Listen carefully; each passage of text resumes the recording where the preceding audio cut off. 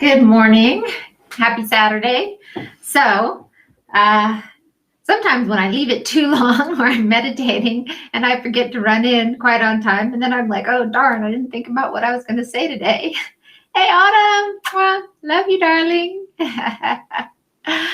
uh, did you see the last one I did yesterday, showing you how you can get your Word document, like the Word software? There's a button there nowadays that you can have it read the document to you out loud. It's really cool. So yesterday what I did is I had to do the final edit of my book, and I had set it at a higher speed, so it read me the entire book in one day. I mean, admittedly, it did take, all the way to all day to read a 427-page document. But it's really cool, right? That you can put something on instead of having, if you're somebody who doesn't like to read a lot, or you're busy doing stuff and you need to read a document for something, it will read it all to you. So you don't have to sit there and look at it the whole time. So it's great for editing, but it's also just great to get things done. So little tip to know for those of you who are maybe having to study or things like that, it can really help. I thought maybe over the next few days, one of the things I can do is read to you some from my first book. So I'll probably be doing some of that over the next few weeks, reading some of it and commenting on it and talking to you about it. That's one of the things I've been thinking of doing. And yeah, what should I talk about today? Ooh, okay, there's something I could talk about today. Autumn says, I use the spoken word feature on iPad for blind patients. Same thing. How's the narration sound? The narration sound is actually pretty good. So in the Word document read aloud, you can select from 3 different voices. The first voice, the automatic one that comes on, sounds kind of bad, but there's 2 other voices, including a woman's voice, which I think sounds much better to listen to it. So it actually is pretty good, I thought. And I was able to catch like some typos that even the copy editors hadn't caught, just because I can hear it, faster than, sometimes better than you see it, right? Your ear picks it up better. iPad sound is terrible, so I'll try this one. Yeah, try it out and see. It's just in the Microsoft Word software itself, but check. I mean, I don't know if it has to be like, Office 2019 or something for it to work, but it's there, and it really works well. And there was another one that Windows 10 had, which was like Narrator or something, but I tried turning that on and it got super annoying because I think it's designed to read every button. And so that was not what I wanted. But this one's really easy, and you can press play and press stop, and just when you move the cursor, it'll start reading from a different place and stuff like that. So it's very easy to use. So it was kind of interesting. I don't know how much you guys know about astrology, but that was one of the things I studied during COVID for some fun. And I read a book by one of the top astrologers. I have a private chat. What is this? Ooh, you can privately chat with people. Interesting. Okay. So I read a book by one of the astrologers, one of the most famous astrologers, Barbara Handcloud.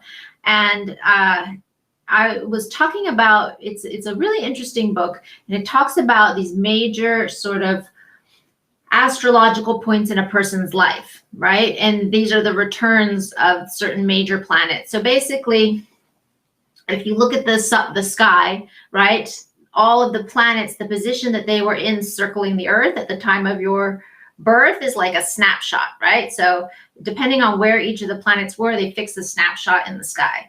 And that picture, that image, that's your astrological chart. Now, what happens is when let's say the planet Uranus was at a certain point in the sky when you were born, it will take at least 40 years, right? So depending on it's a little bit different for each person, for it to get all the way, because it's a very slow moving planet, for it to get to a point where it is directly opposite the point that it was when you were born. That's the opposition. And then sometimes it'll, or for it to get all the way back around to the same place, it was when you were born that's coming back to the conjunction. So there are some really big, slow-moving planets that are far out. And what she was saying is that when these planets come into certain positions is when people typically have different types of like midlife crisis, or a crisis, like there's a crisis that we have actually that a lot of people have in their 20s, which is very interesting. A lot of people can get very depressed. They may even think about committing suicide. And that is Saturn will square Saturn. It's a Saturn square to you. And that's a very common thing. So there are certain things that we understand and that we can see, and psychologists can see as just kind of being a typical patterns that we see in the population, right? So the midlife crisis, that's a really common one, right? We all know that, right? And that typically happens. So when Uranus comes in opposition to its position at your birth. So that's between the years of 38 to maybe 44. Is like it's the late 30s, early 40s is when that happens. And it's different for each person depending on how fast the planet's moving that time through your chart. But that is a time when people, it can be a real time for growth, right? It can be a time when people are just like, okay, I'm gonna, the stuff that they were striving for and that was making them happy, or that they thought was going to make them happy, they hit a point where they're like, wait, what am I doing? What am I doing with my life? What's going on here? Like I've done all this stuff, I've done the work, I have this career, I have a family, I have all these things, and it's not making me happy, right? That's what happens a lot of times during this point. It's like they're brought face to face with sort of all of their beliefs and who they've made themselves into, and saying, wait, is this who I really am? Is this what I really want, right? And that can be a really difficult time for people. And that's a time when a lot of people, they may get divorced, they may throw off, a thing, they go buy a new car and they change their hair, and they want to quit their job or sell their company or whatever, and they're just like, I need change, right? And so Uranus is the planet of like change. It's the planet of genius, but it's also like things have got to change. It throws things up. Okay. So when that comes, when a person is in their Uranus return, it's a very important time in their life. And in reading this book, she was talking about how a lot of times for a lot of famous figures, right? Like that is when they produce their sort of seminal work, is at that time, like right in that year so Uranus return lasts about a year or more, right? It's when it's kind of, because it's a very slow moving planet. So it can last quite a long time. You can be in that period of your Uranus return. It lasts a significant time. It's not just like super fast.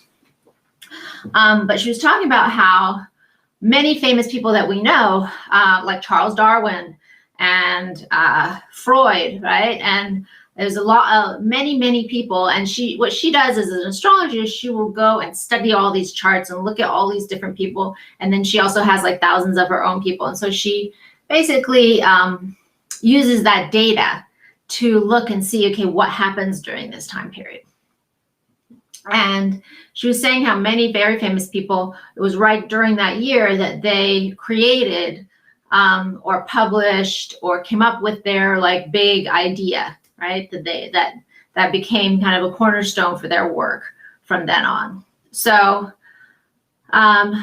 what's interesting for me is that I am actually in my Uranus return right now, right? In fact, so what happens oftentimes in that return period is because the planets do some, they retrograde and stuff. So sometimes it can actually pass over that point more than once, right? The exact degree of that planetary thing can pass over it more than once, because the planet will go forward and then it will retrograde and go forward and retrograde, right? So that's basically been what has been happening for me all year. In fact, longer than this last year, I've been in that period of time in my life.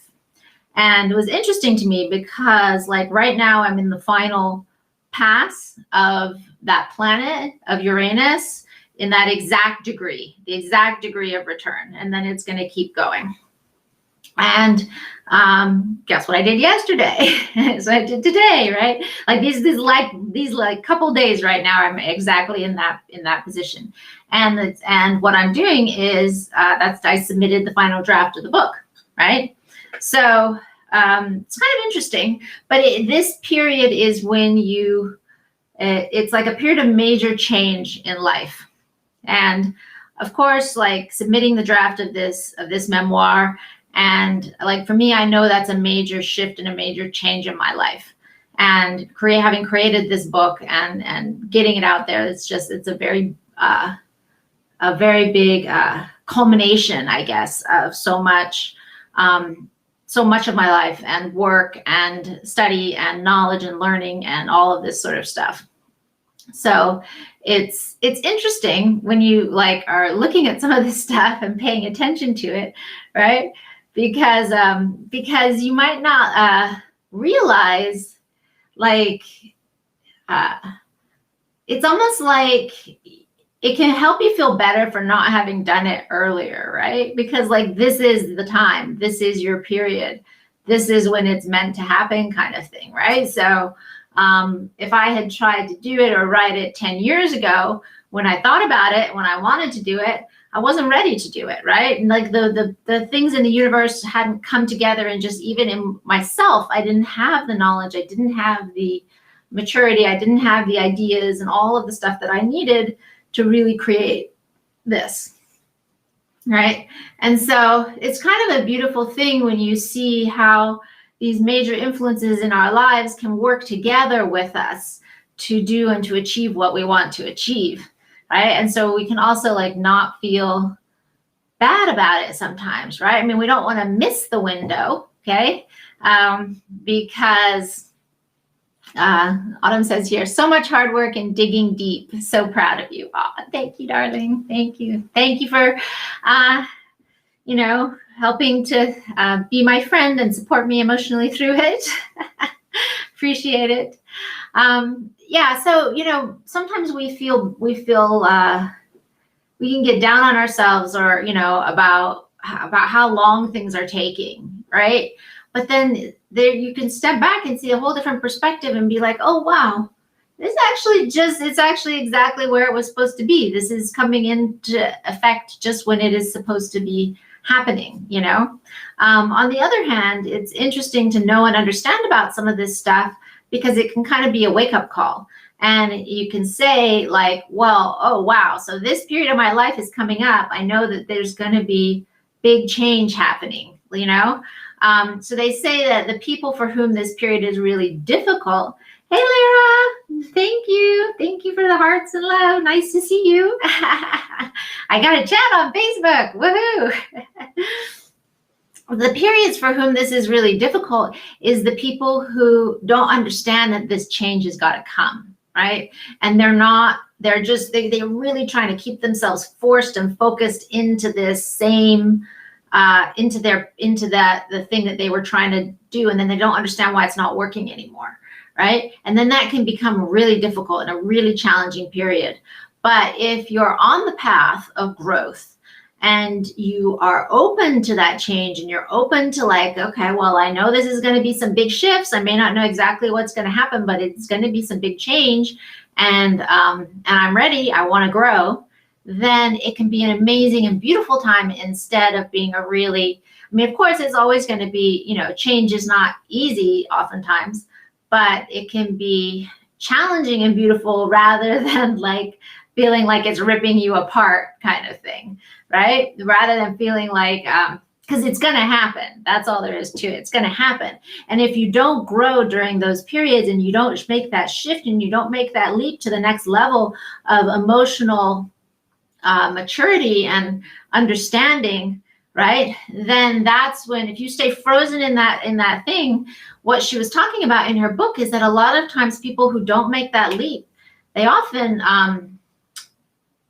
die, she said, because their body is just like, we have to grow, we have to make this leap, and you don't do it, then it's like, okay, well, you're not interested in continuing, right?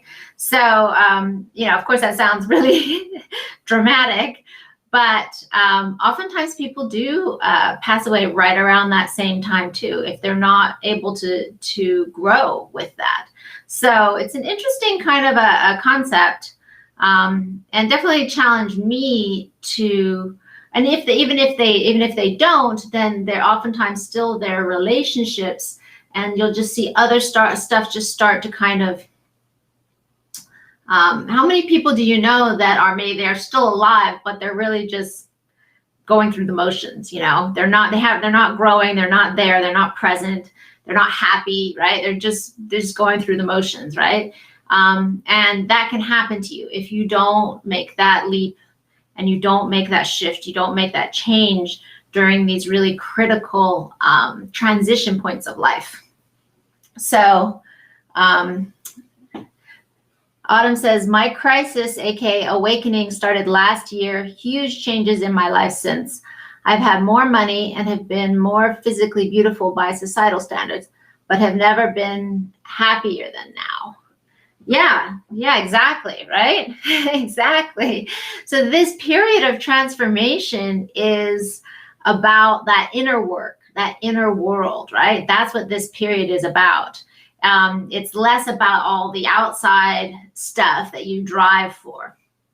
It says, every day is scary and challenging, but I keep moving forward toward my truth. Exactly. And when you're in this period of transition, every day is scary and challenging. 100% it is, right? And you're just like, it's new, right? You don't know what you're supposed to do next, or where.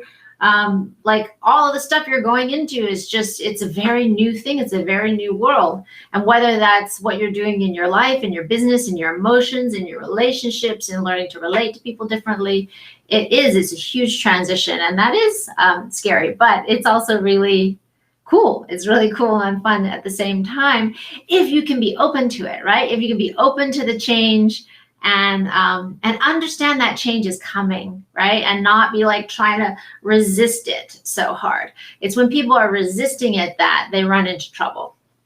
So something interesting for you to look at, if you do have an astrological chart, and you can actually superimpose the two charts on top of each other and see like when these transitions are coming for you, and give you like a little bit of a heads up, right? Say, okay, I know this is going to happen, in a couple of years, or maybe you're in it already, or, whatever that may be. Then it gives you a little bit of a heads up, and to get ready for it. And like for me, that's kind of nice to know, I find. So anyway, I think oftentimes maybe we don't figure it out until we're right in the middle of it. But it can be good to have heads up, and then we can think about it and learn about it and study about it and see how to get ready, right?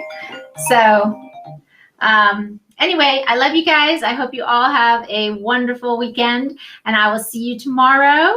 And yeah, if you have questions about this, feel free to just message me, and I can tell you more about it. I can tell you like the book and stuff like that. But there's some great people and astrologers out there that can help you learn how to do that. There's even apps that you can go look it up for yourself.